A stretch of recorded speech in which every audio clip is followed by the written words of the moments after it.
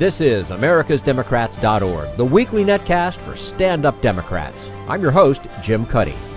Sean Faircloth is a former state legislator and now an advocate for separation of church and state. He says that the intrusion of religion into government can have deadly consequences. Economist George Tyler tells us what went wrong with the American economy.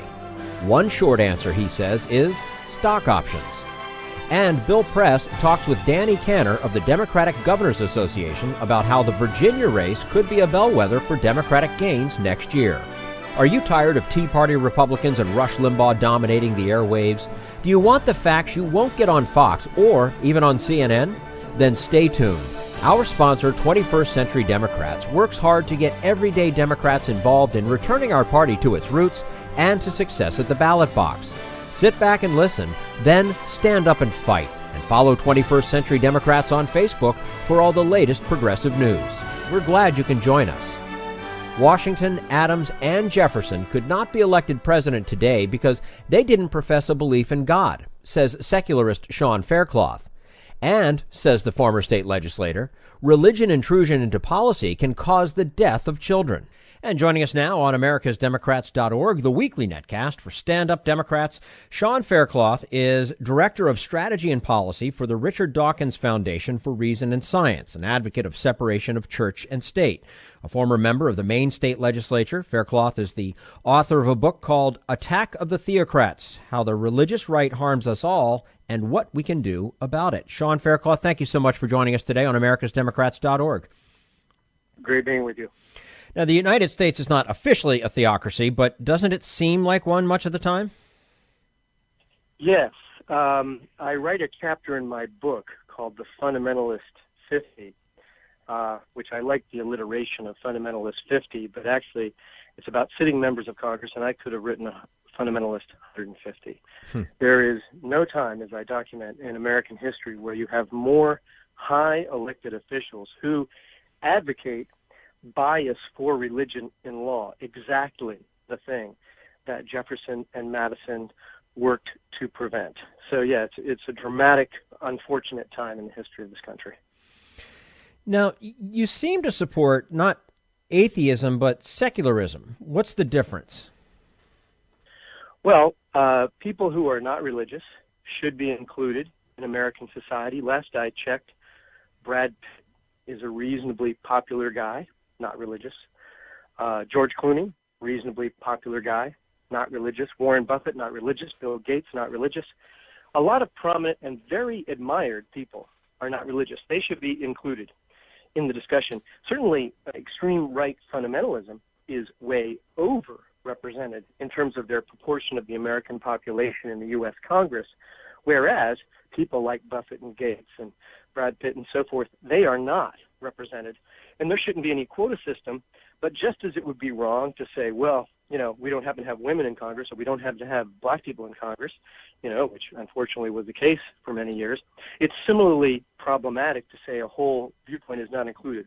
But to answer your question, yes, the point of my book, and frankly the political organizing that I do, is about secularism. There are many good, decent, honorable religious people who strongly support separation of church and state. And I think the great historic moment that is coming, and I hope coming soon, and I am working to make it come soon, is that time when those, we'll just call them liberal religious people, with the non-religious people, rise up and unite to rejuvenate the values of our founders. We're speaking with Sean Faircloth, Director of Strategy and Policy for the Richard Dawkins Foundation for Reason and Science, also the author of the book called Attack of the Theocrats, How the Religious Right Harms Us All and What We Can Do About It. Isn't separation of church and state fundamentally a conservative proposition? Well, I certainly would say it is. Of course, one of the great ironies is that phrase, the actual phrase separation of church and state, comes from a letter from Jefferson to Baptists, because Baptists at that time in Connecticut, as the case was, were very fearful, and understandably fearful, that their relatively minor sect in those days would be abused were there not a separation of church and state.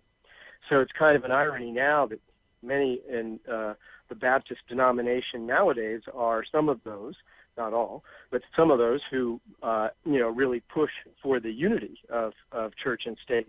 So yes, it's a very conservative principle, certainly in the sense if you believe that conservatism means adhering to our founding values. I find it ironic that oftentimes I'll hear the very same theocrats who will say, we must be absolute constitutionalists because somehow they think the words well-regulated militia means any nutcase with a gun, and therefore is constitutionally mandated. But they absolutely ignore the Establishment Clause, which prohibits establishment of religion in this country. You cite not only the founding fathers, Madison, Franklin, and Jefferson, as being opposed to theocratic government, but also Barry Goldwater. What did he have to say about the religious right? I quote Barry Goldwater frequently in my book, and for those of us, who've been around these last 20, 30 years or following politics the last 20, 30 years, we can suffer under the illusion that this has always been that way. That is to say that the Republican Party is somehow owned by the religious right, and that's just the way it is. But as my quotes from Barry Goldwater illustrate, here he was, Mr. Republican, Mr. Conservative, not all that many years ago, saying, and I quote, "I have no respect for the religious right." So Barry Goldwater, Mr. Republican, Mr. Conservative, would have had zero chance in a 2012 Republican primary. What has changed? How have things? What's going on in history that has changed things in terms of the separation of church and state? I mean, why is it that conservative, he could say that then, and he couldn't do it now? Well, I tell you, from my experience as a 10-year politician myself, I give, I guess, a tip of the hat to the religious right, because in my legislature, I was on the Judiciary for 6 years, a powerful committee. I was on the Appropriations Committee, which is the most powerful committee in any legislature. And then I was elected to leadership. I was Majority Whip in my last term of service. And so I was to be lobbied, if you will. I was in positions where one should be lobbied. The religious right, even up in my northeastern state of Maine, did their due diligence. They were out there swinging. Meanwhile, those who speak from a secular perspective, humanists, agnostics, you mentioned atheists, all of that group of people, and there are millions, the numbers have grown dramatically, are not speaking out, and indeed a lot of liberal religious folks are not speaking out in a unified way. So you have to give credit to the religious right for, frankly, strategic organizing. I think they fight way above their weight class. If you look at the demographics, they are not anywhere near as big as one might think, given that they essentially have veto power over one of the two major political parties in the most powerful country on earth. So they've done very well. And that leads me to, the second phrase in the subtitle of my book, which is "And What We Can Do About It." And I am working now, I'm starting up, you mentioned, but I actually left the Richard Dawkins Foundation with Richard Dawkins' blessing, although that's an ironic word. We are starting a new 501c3 that's going to work on issue organizing and messaging for this cause. And really, that's what I intend to do. I really want to help organize these people, not just write about it in the book, but say, how are we going to organize what I think is the majority view of Americans to have their viewpoint prevail and really be the counterbalance to the religious right that, unfortunately, in my view, has had such sway, in the last 30 years, which for many people is their living memory. Mm-hmm. Yeah, absolutely. Can you give some examples of what you call blind faith resulting in the death of American citizens? Yes.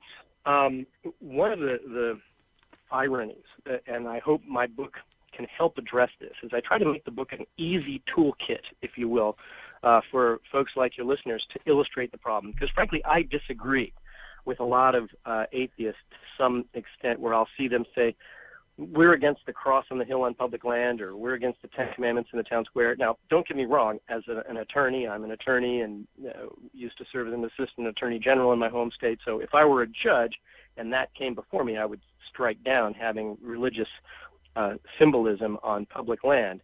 However, as a politician, I don't see that as resonating as significantly with, to take the phrase, the soccer mom or Joe Sixpack as some other examples. And one area I would emphasize, I write about 10 areas of law with religious bias today in America in my book. One area that really hits me it hits my heartstrings, if you will, is the area of children's law. There are a multiplicity, and I document them in my book, of areas in children's law where there's religious bias. In fact, in the majority of states, there is a provision in child protection law regarding medical neglect that gives greater leeway to so-called faith-healing parents to medically neglect their child. It's outrageous, and in some extreme instances, it's resulted in situations of ill health and even death. And unfortunately, a minister can, sadly, in most states, stand at the pulpit and say, listen, there's a law in the legislature that gives us greater leeway to faith heal our child. In a number of states, religious child cares are exempt from some, or in a few cases, all of the health and safety laws that apply to secular child cares. It's outrageous, and in those child cares, children are endangered, and in some extreme cases, they've died because of neglect. What's the difference between Sharia law and right-wing fundamentalism in the United States? It's whoever's the majority. I hate to be that blunt about it, but I laughed, as you may recall, and your listeners may recall, there was a proposal in Oklahoma a ways back where they said, we ban Sharia law in the state of Oklahoma, as if Sharia law in the Muslim sense was a problem. But unfortunately, in Oklahoma, we do see a movement among politicians to impose a specific, not just a Christian view, but a specific Christian view, a fundamentalist Christian view on the rest of us. And that is really a violation of the essence of our republic. And unfortunately, I won't accuse people, they're not engaging in stonings or something like that, but they are consistent with Sharia in the extreme fundamentalist view and saying our religious view or the highway. And it really is antithetical, if I can use that term, to the values of our founders, which I also write about in my book, Washington, Adams, Jefferson, and Madison. I mean, I question whether any of them would be able to pass the kind of religious test that you see in many states of the Union today if they were running for public office. And, before we let you go, why are churches and televangelists exempt from federal taxes and not required to disclose their finances? Well, they are supposed to not engage in politics, and there should be transparency. I write about this extensively in the book, Transparency About Our Finances. Let me give you one more tidbit quickly. It's something called the parsonage exemption. I write about it in my book. It's an extreme statutory provision that no one else gets for the minister, not just for their church, for the minister themselves, for their housing, where their housing costs do not need to be counted as income. So if you've got a mortgage of $80,000 or $100,000, that $80,000 or $100,000 doesn't need to be counted as part of your income. Think how much of your income goes to your housing, and I'm talking about anything, the pool boy, the cleaning service, anything. That doesn't count as your income. It's unique to them, and it creates a huge incentive for these kind of fundamentalist right-wing organizations, and I mean a huge incentive for the ministers to engage in this business as is a business. Sean Faircloth is the author of Attack of the Theocrats, How the Religious Right Harms Us All and What We Can Do About It. Sean, thank you so much for your time with us today on americasdemocrats.org. We look forward to speaking with you again soon.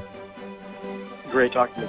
Thank you. This is americasdemocrats.org, the weekly netcast for Stand Up Democrats.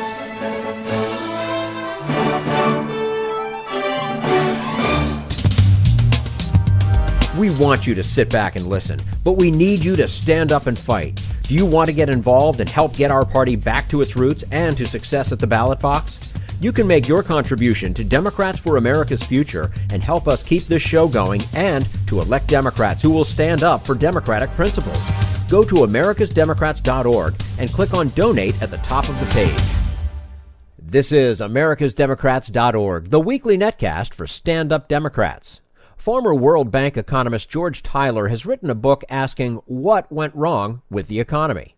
He says it was a perfect storm of deregulation, management greed, and the offshoring of jobs. We'll hear from him in just a minute. Right now, we turn to Jim Hightower, America's #1 populist, for his common sense commentary. A problem with trophies is that they tend to tarnish over time. But one that Monsanto recently received came already tarnished by Monsanto itself. This was the World Food Prize, intended to promote sustainable practices that help alleviate hunger in impoverished lands. But Monsanto is a predatory, profiteering proliferator of expensive, genetically altered seeds designed for crops that require large amounts of pesticides and water, the exact opposite of sustainability. Why in the world would it get such a prize? Because Monsanto is a major funder of the foundation that awards this trophy. It even contributed $5 million to restore the foundation's august headquarters in Iowa. So, having given, Monsanto got. The biotech seed manipulator had hoped the prize would help transform its corporate image from an abusive peddler of frankenseeds to an altruistic crusader against global hunger. In particular, it wants the Catholic Church to bless its effort to hook the poor, third-world farmers on its pricey, pesticide-dependent seeds. Monsanto hopes that a World Food Prize will buff its image and impress the Vatican. But that might be a harder sell than the giant first imagined, for, hello, there's a new guy in Rome, and he seems a bit wary of the worldly intentions of the big, rich, and powerful. In fact, Pope Francis could have had Monsanto in mind earlier this year when he declared, "The worship of the golden calf of old has found a new and heartless image in the cult of money and the dictatorship of an economy which is faceless and lacking any truly humane goal."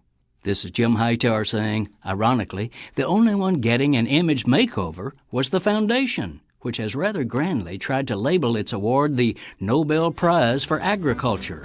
By selling it to the profiteer, however, they turned the trophy into the Ignoble Prize. Need an antidote to the progressive blues? Want some good news about how grassroots folks are rebelling against the corporate powers and winning? Well, here's an easy-to-swallow pill for you, the Hightower Lowdown. Hightower's monthly newsletter will give you the lowdown, even as it lifts you up. It's 4 pages a month, jam-packed with facts you can use, actions you can take, and Jim's own Texas humor, all for only $15 a year. To become a lowdowner, go to hightowerlowdown.org. This is americasdemocrats.org, the weekly netcast for stand-up Democrats. What caused the Great Recession? Former World Bank economist George Tyler has a few answers for us, but mainly, he says, it was the development of stock options for management, making the goal a spike in quarterly profits. And joining us now on americasdemocrats.org, the weekly netcast for stand-up Democrats, George Tyler is an economist who was an aide to Senators Hubert Humphrey and Lloyd Bentsen and was a deputy Treasury Secretary in the Clinton administration before joining the World Bank. He has just written a book called What Went Wrong? How the 1% Hijacked the American Middle Class and What Other Countries Got Right. George Tyler, thanks so much for joining us today on americasdemocrats.org. It's my pleasure. Thank you. Now, even President Obama now talks all the time about the American dream receding. To ask the same question that's in the title of your new book, what went wrong?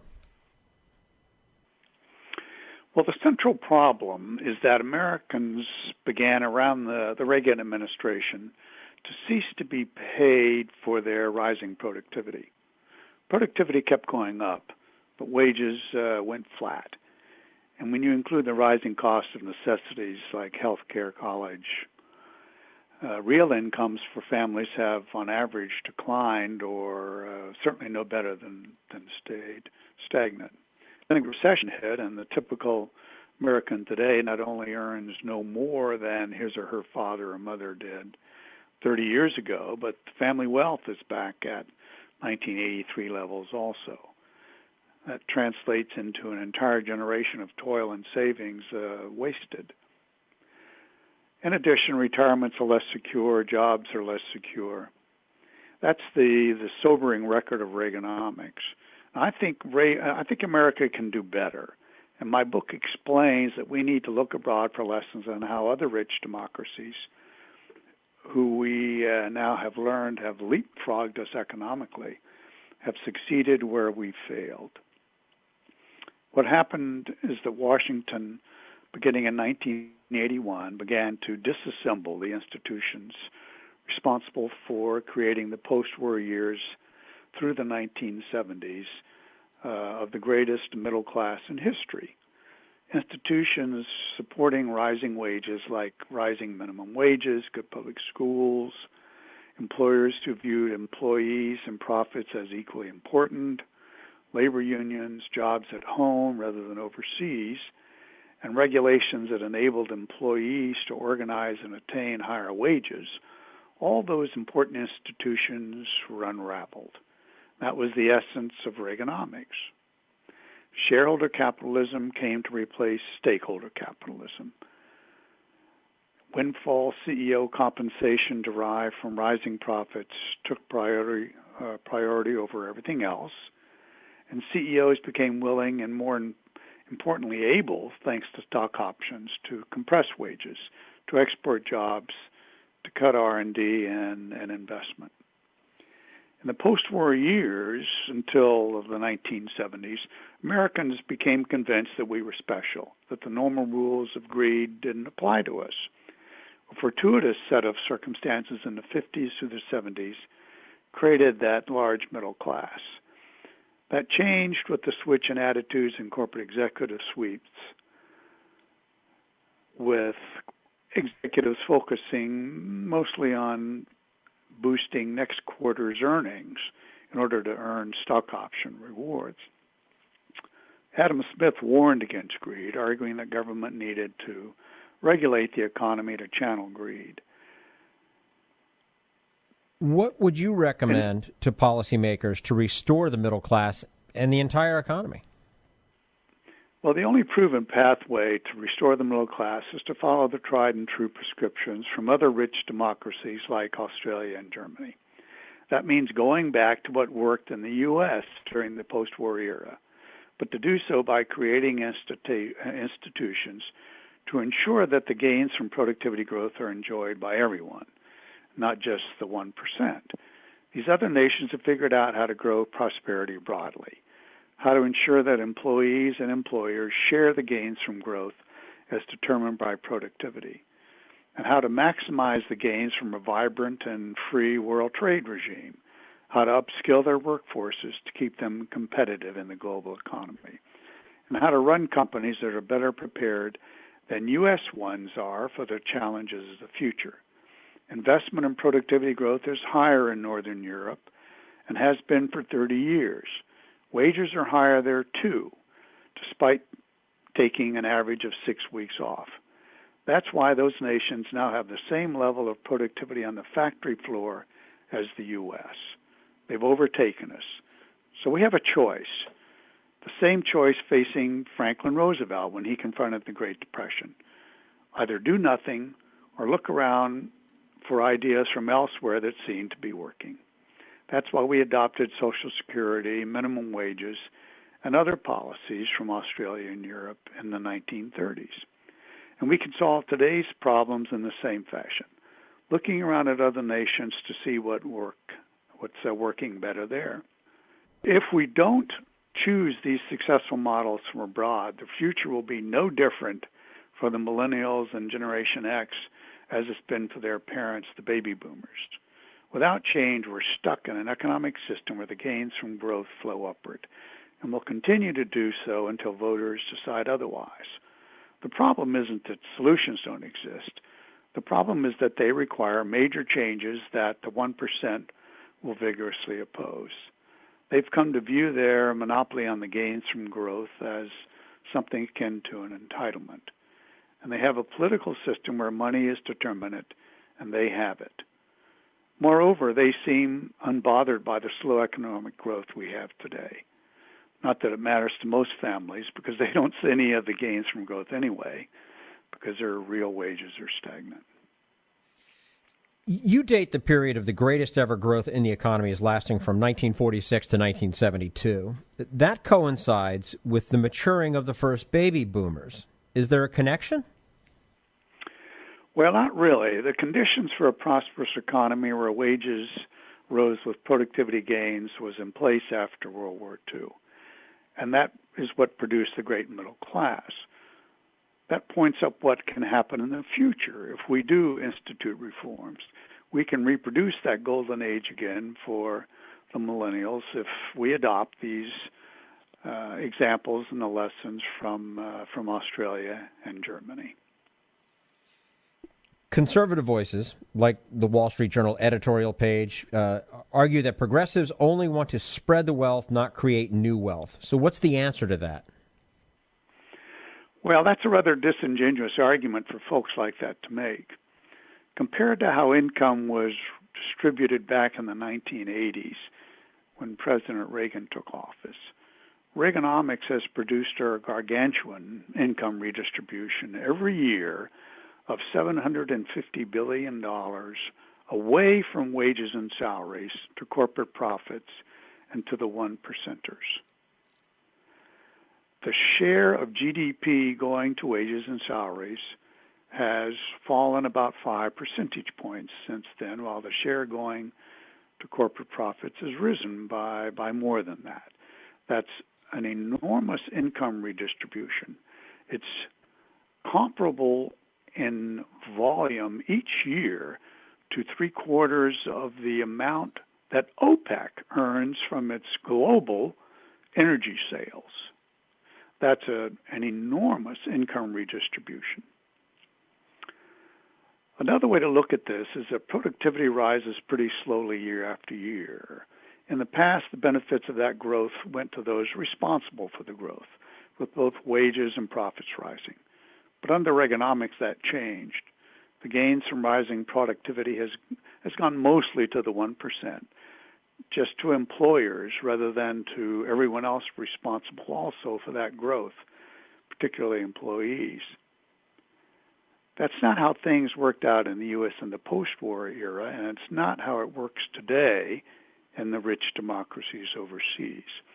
So the argument of these conservatives is rather like a grade school bully takes your lunch and then complains to the teacher about you wanting to redistribute food when you want it back. The reality is that conservatives are quite pleased with events during the Reagan era and will say or do whatever it takes to shield those gains from being unwound by reforms in regulations and taxes. And about creating wealth. Well, productivity growth has fallen below Northern Europe for 3 decades. And so the supporters of Reaganomics are best advised to talk about something else. Their record, despite sharp tax cuts, is a very poor one. The less they bring up the whole issue of generating wealth, the better off they are.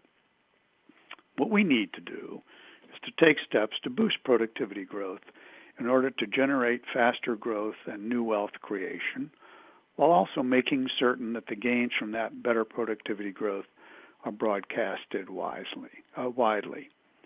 We need to do both, and folks in other rich democracies have figured out how to accomplish that. Before we let you go, what lessons can we learn from the family capitalism countries, such as Australia, Denmark, Germany, Sweden? Well, the choice we have is to move forward in improving the prospects for our children. Baby boomers are a write-off. Generation Xers becoming so. Reforms are needed to change these dynamics. And the lessons from overseas are important in providing a lighted pathway ahead, just as they were in the Great Depression.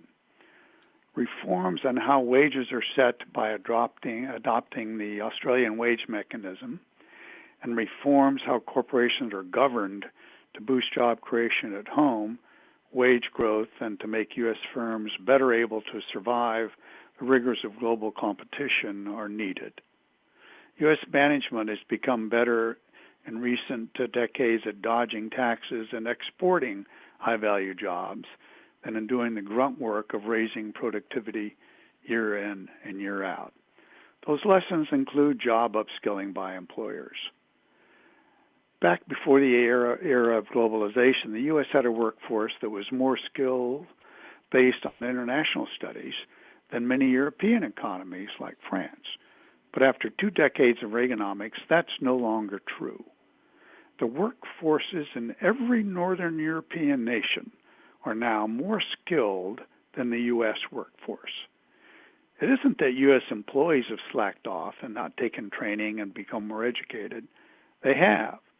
The problem is that U.S. firms have been exporting those skilled jobs abroad while also refusing to upskill their U.S. workforce. Why? Well, let's look to Siemens to understand why. The German engineering company spends about $200 million a year on apprenticeships, the seed corn for a productive workforce for that firm in the future. In contrast, U.S. firms don't spend much on training, not like European companies. And the reason is revealed by Siemens' document showing that about one-third of their apprenticeship costs are not recovered. U.S. firms worried about next quarter's earnings simply refuse to spend that money, even if the payoff is lush. We have the same problem with weak R&D by U.S. corporations. The syndrome is called short-termism. It's why U.S. investment is weak, U.S. R&D is weak, and U.S. wages have stagnated. U.S. management worries about the next 3 months, not the next 3 years or the next 3 decades.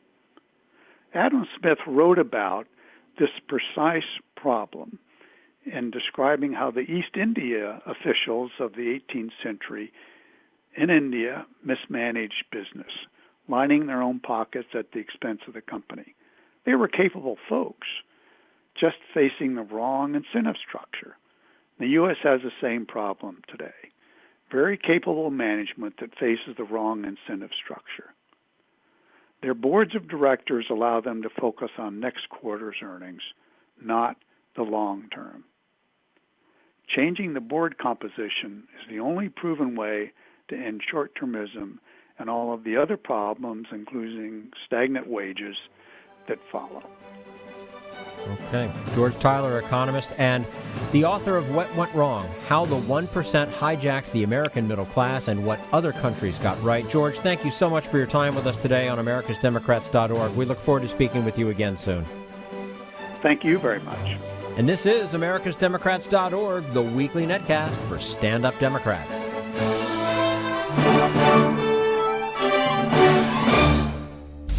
We want you to sit back and listen, but we need you to stand up and fight. Help get our party back to its roots and to success at the ballot box. Make your contribution to Democrats for America's Future to keep this show on the air and help elect stand-up Democrats. Go to americasdemocrats.org and click on Donate at the top of the page.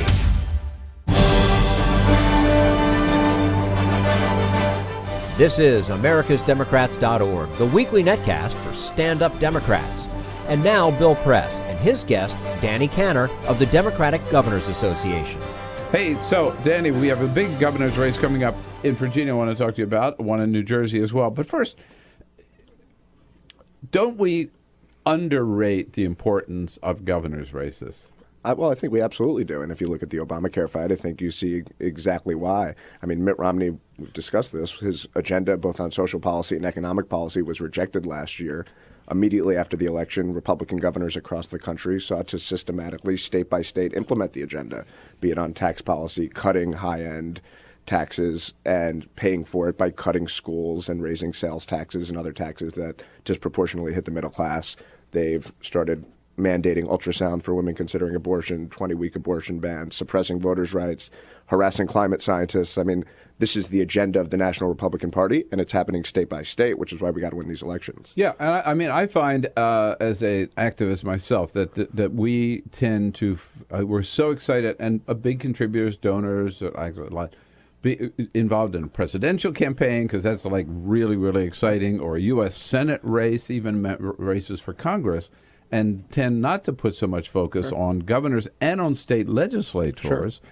And we're seeing the effect. We're suffering, I should say, the effects of that today, right? Well, absolutely. With reapportionment and on and on. Look at the marriage fight over time. It's happening state by state, despite all the talk nationally. I mean, you now have 14 states that allow for marriage equality, and yeah, I think it's critically important we elect Democratic governors for all of these issues. And it's not just the social stuff, it's the economic issues, too. Right. So that's my plug for why the DGA, why the Democratic Governors Association, is so important. Couldn't have said it better myself. Now let's talk about Virginia. Tonight is the last debate of the campaign between Terry McAuliffe, Democrat, and Ken Cuccinelli, Republican. Is this Cuccinelli's last gasp? Well, it is. I think over the last 2 months, really since Labor Day, Virginia has focused on what exactly he's done throughout his career and what he'd do as governor. And for his entire career, he's focused on a seriously divisive, radical social agenda, be it related to personhood bills that ban abortion, all abortion. Or contraception. And the pill. He's harassed climate scientists through the Attorney General's office. He's demonized gays and lesbians. And he has never focused on the issues that this race is about, which is schools, infrastructure, job creation. That's what Terry McAuliffe has talked about through the entire campaign. To the extent that Cuccinelli has talked about these issues, he's proposed, again, a massive tax cut for corporations and the ultra-rich. The only way to pay for it is to raise local taxes or make dramatic reductions to schools and public safety. It's what Republican governors all across the country are doing, but it's not popular because it's not good for the middle class. Before we get more into this race and some of the arguments you've made in your most recent communication about it, to people listening or watching this program in other parts of the country, Sure. who might be saying, what the hell, why is Bill spending all this time just talking about a governor's race in Virginia? Right. We don't live in Virginia. Why is Virginia important? Well, this is a state that really represents some of the battleground states all over the country, demographically, very similar. So it's a state that President Obama won twice. In the Tea Party wave of 2010, you had Republican governors elected in states like Wisconsin, Ohio, Michigan, Pennsylvania, Maine, Florida, Iowa. So these are states where there are gubernatorial elections next year, and this is really a test run for this national Republican agenda that Ken Cuccinelli is giving voice to right now, and seems to be getting resoundingly rejected. So we expect that we'll look at this race, and it'll tell us a lot, particularly the state of the Republican Party and how 2014 looks for Democrats. Is this sort of a referendum on the government shutdown? I don't think it is. I think it is a referendum undoubtedly on the National Republican brand and the National Republican agenda. I mean, NBC Wall Street Journal, it's been talked about a lot. 24% approve of the National Republican Party, 21% approve of the Tea Party. You're going to have all of these Republican governors up next year, and if that remains the same, and there's no reason to believe that it won't, they're going to get thrown out. So you point out three arguments working in Terry McAuliffe's favor. One is time is running out, right? Oh, absolutely. I mean, you have Terry has had a substantial lead. I think it's 7 to 8 points at this point. Early voting appears to be going well for McAuliffe. Public policy polling had him up by 18 points among those who have already voted, which is the same margin Governor McDonnell won the early vote by last time.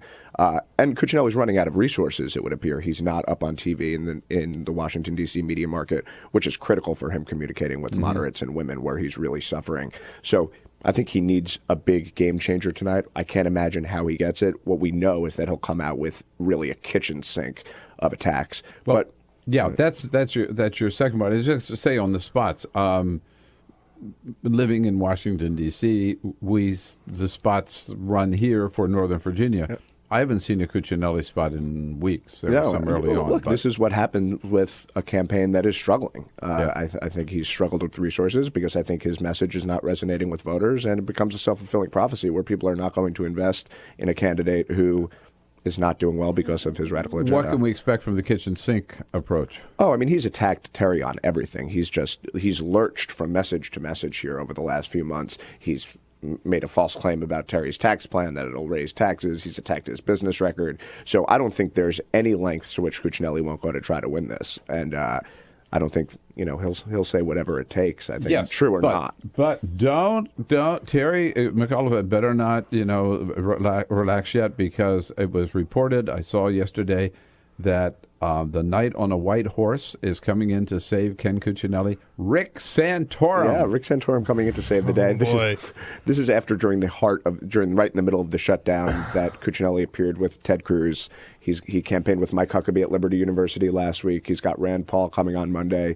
He's with Pat McCrory, the governor of North Carolina today, who actually is a great example of Republican governors who don't do what they say, because he gets asked last year in a debate running as the moderate mayor of Charlotte, what new abortion restrictions would you sign if you're elected governor? He gave a one-word answer. None. Right. As soon as he gets in, massive attack on women's health care rights, massive voter disenfranchisement bills. So he's a great example of what you can expect from Republican governors. But if Cuccinelli were trying to prove that he is not the extremist that Democrats have said that he is, and I believe he is, then why would he appear with Ted Cruz, Rand Paul, Rick Santorum. Well, I think what he's decided here is that there is his base. He's been rejected by the vast middle here, who have decided that his radical social agenda is not what Virginia is all about. So I think he thinks his only path to victory here is through this far right fringe of the Republican Party. It's not a winning strategy, particularly when you look at those numbers I mentioned. I mean, this is a deeply unpopular brand that he is now inextricably linked to. Now, I have to tell you, pose a question, take a break, but everybody that I've talked to who knows anything about Virginia politics says that Terry McAuliffe is going to win, but the key point will be turnout. Turnout, and let's find out about what's planned in that department, plus some of the other states when we come back here with Danny Kanner from the Democratic Governors Association, DGA, I believe it's democraticgovernors.org, right? You got it. democraticgovernors.org. Bill Press Show, we'll be right back. Politics at the gubernatorial level, particularly here, with Danny Kanner from the Democratic Governors Association, Communications Director. Always good to have you in the studio, Peter. We're tweeting before we move along. Yeah. Just want to point out we're tweeting at BP Show all throughout the show. Definitely follow us there. You can chime in. We're reading your comments all day long. That's what Danny Zimmerman wrote in. Speaking of Democratic governors, the state of California is flourishing, and hats off to Governor Brown and how he got California turned around out there. Great success story. Absolutely. I wish I could take credit for it. Yeah, right, I'm sure. Any successes in the first Brown administration, I will take credit for. But this one, even though Jerry tried to lure me back, I resisted. But he's done a great job and has brought California back from depression out there, a recession certainly. And now California's back in the black, and they're building a high-speed rail system, and lots of good things going on. Look, Republican governors love to stake claim to fiscal responsibility, but Jerry Brown went in there and cleaned the mess up in a way that I don't know anyone else could have. So, how many? So, what's a breakdown now of Democratic versus Republican? So you've got governors? 30 Republican governors, many of whom won in that Tea Party wave of 2010. So, we're on offense next year. We think there are a number of solid pickup opportunities for us when you look at Scott Walker and Rick Scott and Tom Corbett and Paul LePage. So, we're looking forward to next year, and as long as the Republicans continue to speak their mind and actually govern in the states and here in Washington, we feel very good that people will be ready for a change. Is Kasich up next year, too? Kasich is up next year. So that whole gang, Rick Snyder, Scott Walker, John Kasich, Rick Scott, Paul LePage, Terry Branstad, all of these guys who've all done exactly what we talked about with Cuccinelli, which is they've cut taxes on the highest income earners, and they do it by slashing education and raising taxes on the middle class and abortion bans and voter suppression, everything that the National Republicans would love to do here in Washington but can't because of a Democratic Senate and Democratic president. They're doing state by state, and we're going to make the case for change, and I think we're going to be successful. This is a good opportunity. Can't let you go without asking. There's another governor's race this year, of course, in New Jersey. We don't hear much about it. Barbara Buono, Chris Christie. Yeah. You got a shot there? Look, I think we have a shot because this is a deep blue state. Governor Christie opposes marriage equality, vetoed a minimum wage increase, has cut property tax relief, all while 400,000 New Jerseyans remain out of work. Governor O'Malley in Maryland is fond of saying that when you can't govern, you better entertain, and that's exactly what Chris Christie's done. But I think when people focus on the issues here, we've got a shot. All right, so if people want to find out more about the governor's races, where do they go and maybe even help out? Hey, democraticgovernors.org. Follow us on Twitter at DemGovs. It's a big couple of years here.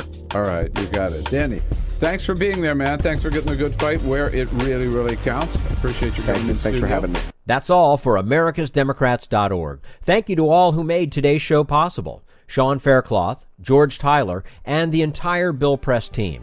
And thank you for listening. If you liked what you heard, please get involved in our efforts to keep this show going and to elect Democrats who are bringing the party back to its roots. Go to americasdemocrats.org and click on Donate at the top of the page.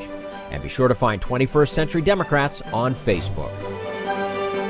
For americasdemocrats.org, I'm your host, Jim Cuddy.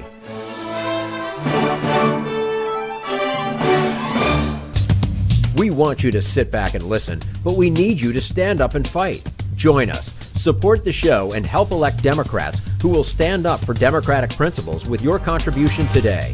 Go to America's